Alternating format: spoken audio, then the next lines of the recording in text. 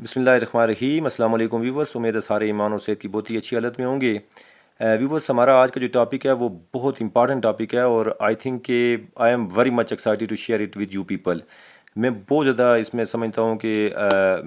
जब इस टॉपिक को मैंने जहन के अंदर लाया, ग्रैप्स किया और इसका एक खाका बनाया, तो मुझे एक्साइटेशन है कि मैं आपसे इसको शेयर करूं, क्योंकि हम सब चाहते हैं कि हमारी जो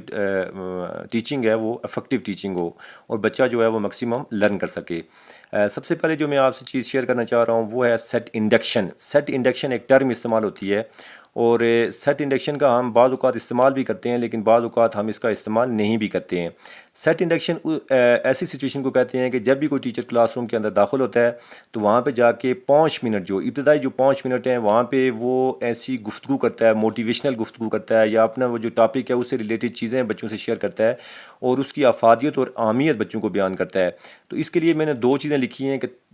थॉट प्रोवोकिंग स्टेटमेंट्स होनी चाहिए ये, और समथिंग इंस्पिरेशनल, और ऐसी इंस्पिरेशनल वो गुफ्तगू करे कि जो फैसला करे, जो आप 35-40 मिनट क्लास के अंदर रहने वाले हैं, कि बच्चे आपकी तरफ मुतवज्जा रहेंगे या नहीं रहेंगे। अगर आपका सेट इंडक्शन बहुत अच्छा हो गया तो बच्चे आपकी तरफ तवज्जो देंगे, अदरवाइज़ बच्चे आपकी तरफ तवज्जो देना छोड़ देंगे, ये माहिरीन का मानना है। और बाज़ औक़ात हम सेट इंडक्शन का बिल्कुल भी इस्तेमाल नहीं करते हैं। हम क्लास के अंदर जाते ही कहते हैं आपने कापियाँ लिखी हैं, नहीं लिखी हैं,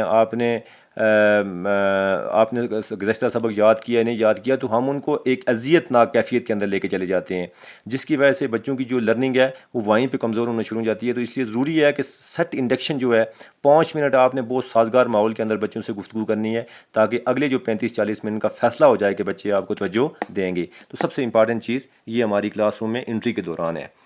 इसके बाद जो आप क्लास के अंदर इंटर हो गए, क्लास के अंदर इंटर होने के बाद जब आपने ब्लैक बोर्ड या वाइट बोर्ड का इस्तेमाल करना है, तो इसमें या फिर आप चेयर के ऊपर बैठ के भी बाज़ औक़ात टीचिंग की जाती है, ऐसे भी ऑब्जर्वेशन के अंदर आया है। ज़्यादातर ये होता है कि ब्लैक बोर्ड और वाइट बोर्ड का इस्तेमाल होता है। तो हमारी जो क्लास की जो सीटिंग अरेंजमेंट है, वो सीटिंग अरेंजमेंट अमूमन यू शेप में होती है,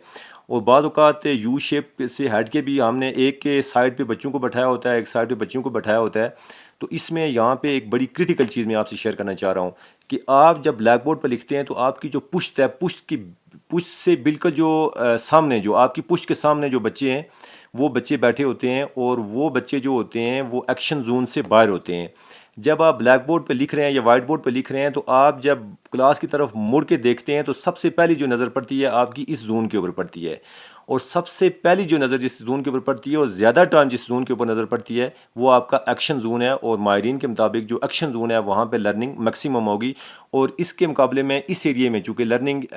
इसके मुकाबले में कम आपकी नज़र यहाँ पे इंट्रोडक्शन हो रहा है, तो आपकी यहाँ पे लर्निंग इससे कम होगी, और इस एरिए में बहुत कम लर्निंग होगी, क्योंकि आपका जो क्लास के अंदर 35-40 मिनट का टाइम गुजरता है, या जो ब्लैक बोर्ड के अंदर ऊपर आप चीज़ें लिख रहे होते हैं, तो इसमें आपकी बहुत कम नज़र पड़ती है, जिसकी वजह से यहाँ पे बच्चों की जो लर्निंग है वो बहुत कम हो जाती है। इसलिए ये ज़रूरी है कि आपका जो एक्शन जोन है वो पूरी क्लास हो, कोई एक मखसूस एरिया ना हो। एक टिपिकल चीज़ मैं आपसे शेयर करना चाहूँगा कि बाज़ औक़ात मजबूरी के पेश नज़र हम ये कोशिश करते हैं कि एक्शन जोन हमारा चाहते हुए या ना चाहते हुए एक मखसूस एरिया होता है, वहाँ पे ऐसे बच्चे जो प्रॉब्लमेटिक्स हैं, प्रॉब्लम्स क्रिएट कर रहे हैं आपकी क्लास के अंदर, या मुस्तरिब बच्चे हैं, उनको बैठा के आप इस चीज़ को कम से कम कर सकते हैं जो क्लास के अंदर प्रॉब्लम्स पैदा होती हैं। तो बहरहाल मुख्तसरन ये है कि ये एक्शन जोन एक टर्म इस्तेमाल होती है, और वहाँ पे होती है कि जहाँ पे टीचर का इंटरेक्शन या आई टू आई कंटेक्ट जो है वो बहुत ज़्यादा होता है, या जिन बच्चों के ऊपर नज़र बहुत ज़्यादा होती है। तो कोशिश ये रखनी चाहिए कि हमारी जो पूरी क्लास है वो एक्शन जोन के अंदर हो, कोई मखसूस एरिया एक्शन जोन के अंदर ना हो, बल्कि पूरी क्लास हो। अब मैं जो तीसरी चीज़ आपसे शेयर करना चाह रहा हूँ वो है वाइगास्की, या विगास्की भी कहते हैं इन्हें। इनका तल्लक रशिया से था, और 1930 में इन्होंने अपनी मशहूर व मारूफ सोशियो कल्चरल थ्योरी पेश की थी।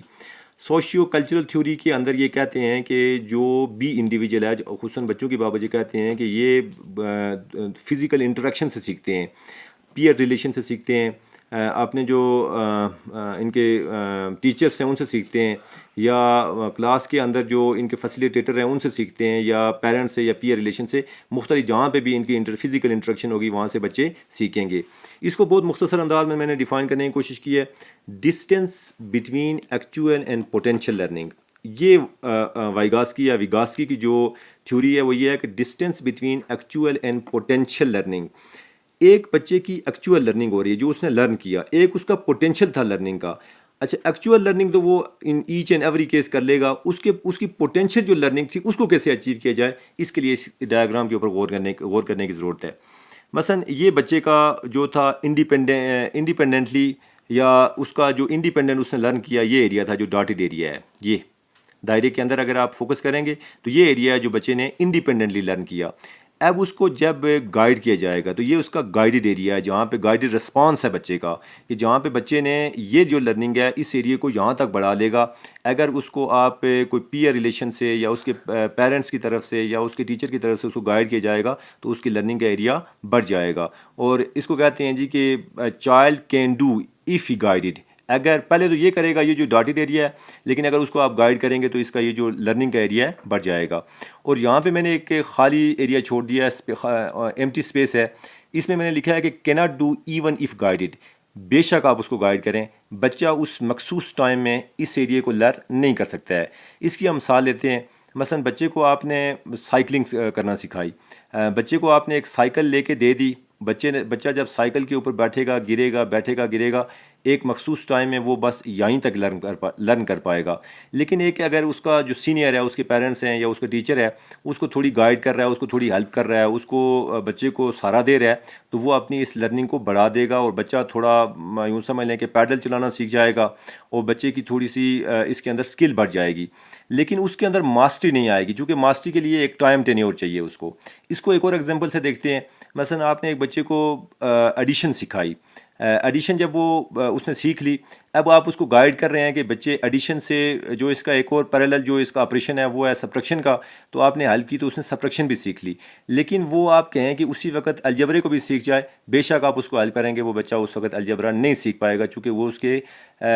जोन ऑफ प्रॉक्सिमल डेवलपमेंट के अंदर नहीं आ रहा है, या उसके इसको जो ये कहते हैं कि जोन ऑफ प्रॉक्सिमल डेवलपमेंट, कि जो उसके हेल्प करने से जो चीज़ें अचीव करता है, बेशक आप उसको हेल्प करेंगे वो अचीव नहीं करेगा। और इसके लिए एक टर्म भी इस्तेमाल होती है कि एक इंडिपेंडेंटली जो वो लर्निंग करता है और जब उसको गाइड करते हैं या उसको हेल्प करते हैं तो इसको स्कैफोल्डिंग भी कहते हैं। स्कैफोल्डिंग की मदद से बच्चे की जो लर्निंग है वो बढ़ जाती है। तो हमें ये 3 चीज़ें अगर हम अपनी क्लास के अंदर इस्तेमाल करेंगे, सेट इंडक्शन, एक्शन जोन का ख्याल रखेंगे और वाइगास्की की जो सोशियो कल्चरल थ्योरी है उसके मुताबिक हम बच्चे को बेहतर अंदाज में गाइड करते रहेंगे, तो ये हमारी टीचिंग को बहुत इफेक्टिव बनाएंगे। मुझे पूरी उम्मीद है कि आज की वीडियो आपके लिए बहुत कारआमद और हेल्पफुल साबित होगी। आप सबकी समातों का बहुत शुक्रिया।